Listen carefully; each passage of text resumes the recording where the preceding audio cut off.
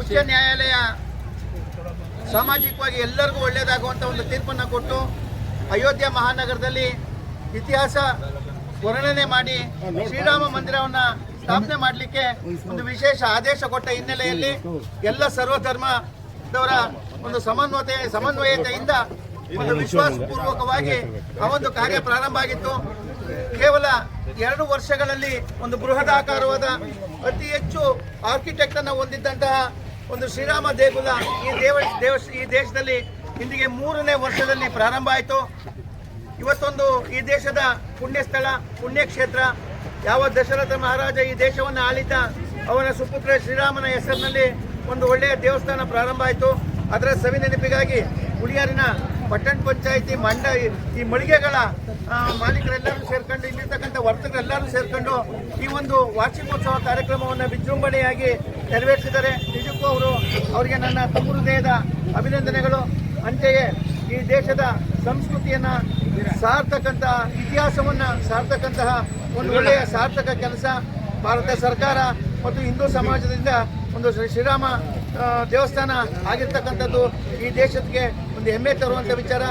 ಜೊತೆಗೆ ಆ ಒಂದು ಕೆತ್ತನೆಯನ್ನು ಕರ್ನಾಟಕದ ಶಿಲ್ಪಿಯೊಬ್ಬರು ಕೆತ್ತಿರುವಂಥದ್ದು ಕರ್ನಾಟಕಕ್ಕೆ ಸಂತ ವಿಶೇಷವಾದ ಗೌರವ. ಈ ದೇಶದಲ್ಲಿ ಕರ್ನಾಟಕದ ಇವತ್ತು ಮೇರು ಸ್ಥಿತಿಯಲ್ಲಿ ಕರ್ನಾಟಕದ ಕಲೆ ಸಂಸ್ಕೃತಿ ಸಾಹಿತ್ಯ ಇವತ್ತು ಪ್ರದರ್ಶನಗೊಂಡಿದೆ.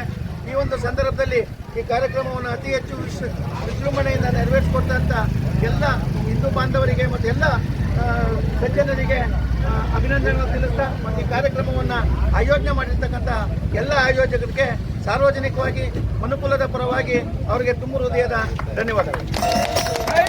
1992ರಲ್ಲಿ ಆಗಲಾಗುತ್ತೆ. ಅಂತಹ ಒಂದು ಘಟನೆಗೆ ಸಂಬಂಧಪಟ್ಟಂತೆ ಒಂದು ಕೇಸ್ ಕೂಡ ದಾಖಲಾಗುತ್ತೆ. 1992ರಿಂದ ಸುಮಾರು ವರ್ಷಗಳ ಕಾಲ ನಿರಂತರವಾಗಿ 1919ರವರೆಗೆ ಅದರ ಒಂದು ವಿಚಾರಣೆ ನಡೆಯುತ್ತೆ. ಆ ವಿಚಾರಣೆ ನಡೆದಾಗ ನಮ್ಮ ದೇಶದ ಸಂಪೂರ್ಣ ಇತಿಹಾಸವನ್ನು ತಿರುಗಿ ನೋಡ್ತಾರೆ. ಈ ಭೂಮಿ ನಿಜವಾಗ್ಲೂ ಕೂಡ ಯಾರಿಗೆ ಸೇರ್ಪಡೆ ಆಗಬೇಕು, ಯಾರಿಗೆ ಎಂತಹ ಭೂಮಿ ಆಗಿತ್ತು ಅನ್ನೋದ್ರ ಬಗ್ಗೆ ನೋಡಿದಾಗ ಇದು ಸುಮಾರು ಶತಮಾನಗಳ ಇತಿಹಾಸವನ್ನು ಹೊಂದಿರುವಂತಹ ಭೂಮಿ. ಹಂಗಾಗಿ ಇಲ್ಲಿ ಇದು ಅಯೋಧ್ಯೆ ರಾಮನಿಗೆ ಸೇರತಕ್ಕಂತಹ ಭೂಮಿ ಎನ್ನುವಂತಹ ಅಧಿಕೃತ ಘೋಷಣೆಯನ್ನ 1919ರಲ್ಲಿ ಘೋಷಣೆ ಮಾಡ್ತಾರೆ. ಆ ಘೋಷಣೆ 19ರಲ್ಲಿ ಘೋಷಣೆ ಮಾಡ್ತಾರೆ. ಸುಪ್ರೀಂ ಕೋರ್ಟ್ ಘೋಷಣೆ ಮಾಡ್ತಾರೆ.